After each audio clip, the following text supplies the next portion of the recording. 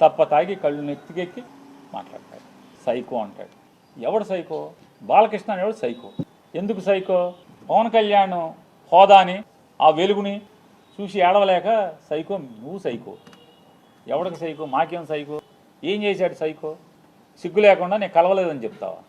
రోజు పురాణాలు నోట్లో ఒల్లివేయటం కాదు, బట్టి పట్టం కాదు, వేద మంత్రాలు బట్టి పట్టం కాదు, దేవుడి పద్యాలు బట్టి పట్టం కాదు, నాలుక మీద పురాణాలు, ఉపనిషత్తులు, వేదాల్లో ఉన్న వాక్యాలు అవి బట్టి పట్టినంత మాత్రాన ఇట్టాగుంటుంది. బట్టి పడితే జీవితం, బట్టి పట్టిన బతుకులు ఇట్టాగా ఉంటాయి. పేరుకేమో బయట మామూలుగా మైకూర్చుకుంటేనేమో వేదాలు, ఉపనిషత్తులు అవి మాట్లాడటం ఆ ఊ అని చెప్పని మనిషిని మందేస్తే ఇది మన తంతు. కామినేని శ్రీనివాస్ చిరంజీవిని పొగుడుతున్నాడు.